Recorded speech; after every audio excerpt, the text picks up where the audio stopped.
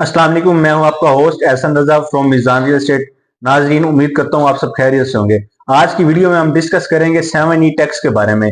ये कौन सा टैक्स है और किसके ऊपर इंप्लीमेंट होता है, सेलर के ऊपर या परचेजर के ऊपर, मैं वीडियो में डिटेल से बताऊंगा। नाजरीन, सबसे पहले तो मैं आपको ये बताता हूँ कि ये सिर्फ सेलर के ऊपर इम्पैक्ट होता है, इसका परचेजर के साथ कोई लेना देना नहीं है।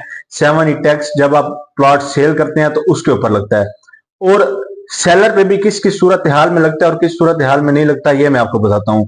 जिन लोगों ने अपना प्लॉट लेके उनको डिक्लेयर किया हुआ है और उनके 7 से 2.5 करोड़ से कम है, उनके ऊपर 7E टैक्स नहीं लगता।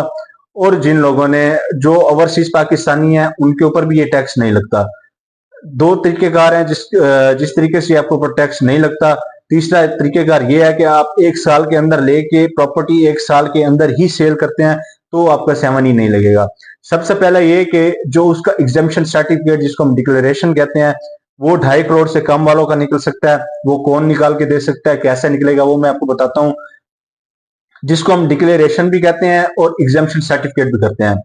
जब हम फाइल रिटर्न करते हैं तो हम उसमें अपना प्लॉट डिक्लेयर करते हैं और हमारे प्रॉपर्टी के जो वैल्यूज होती हैं वो 2.5 करोड़ से कम है, तो हमारा जो फाइल रिटर्न करता है वो वकील करता है या जो भी हमारा FBR का नुमाइंदा, हम उनसे कहते हैं कि हमने ये प्लॉट अपना डिक्लेयर किया हुआ है तो हमें इसका एग्जेम्पशन सर्टिफिकेट निकाल के दें, डिक्लेरेशन जिसके ऊपर प्रॉपर्टी एक्सक्लूडेड यस लिखा हुआ होता है।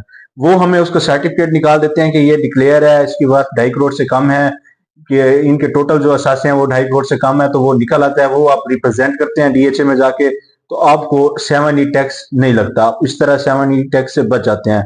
वो आपका नुमाइंदा ही आपको निकाल के दे सकता है। दूसरी सूरत हाल ये है कि जो ओवरसीज सेलर हैं वो अपने पासपोर्ट की एंटर एग्जिट स्टैंप, वीजा और जो भी उनका पासपोर्ट है और जो भी उनके डॉक्यूमेंट्स है वो उनकी कॉपी साथ लगाते हैं। DHA वाले उनको वेरीफाई करते हैं। फॉर्म B मिलता है जो अंडरटेकिंग के ऊपर स्टैंप पेपर के ऊपर प्रिंट होता है, उसके ऊपर उनके साइन आते हैं, थंब इंप्रेशन आते हैं, वो DHA में देते हैं। जब वो DHA वेरीफाई कर लेता है तो वो उनसे 7E टैक्स नहीं मांगता। तीसरा वो कि आप प्रॉपर्टी लेते हैं टैक्स ईयर 2000, अभी 23 चल रहा है, 23-24 चल रहा है, तो जैसे ही ये 25-24 आएगा जुलाई में, आप 2025 जुलाई में यानी कि 2024 का जुलाई जैसे ही अब टैक्स ईयर चेंज होगा, अगस्त में आप प्लॉट लेते हैं और मई 2025 में सेल करते हैं 1 साल के अंदर ही, तो आप 7E टैक्स नहीं पे करेंगे, वो आपके ऊपर नहीं लगेगा। परचेजर का इसके साथ कोई लिंक नहीं है, ये सिर्फ सेलर का टैक्स है पड़ा। मजीद अगर आप इससे बचना चाहें तो आपका वकील ही आपको इसका एग्जेम्पशन सर्टिफिकेट और डिक्लेरेशन सर्टिफिकेट निकाल के दे सकता है।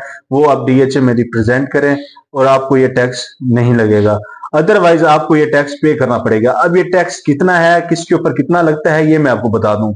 सबसे पहले ये कि जो आपका प्लॉट आपने परचेज किया होगा 2022 से पहले का है, तो आपको 2% लगेगा अब तक के टैक्स ईयर के हिसाब से, 2023-2022 का। अगर आपने 2023 में प्लॉट लिया है तो आपको 1 साल का लगेगा 1%। वो कितना होगा, जो आप प्लॉट सेल कर रहे हैं वो जिस भी सेक्टर का है उसका जो DC रेट है FBR का, उसका FBR का आप गेन टैक्स 3% भरते हैं उस DC रेट के मुताबिक। जो आपका 7E टैक्स है वो उस 3% का, जो आप DC रेट का 3% भर रहे होते हैं, उसी DC रेट का 1% आप पे करेंगे।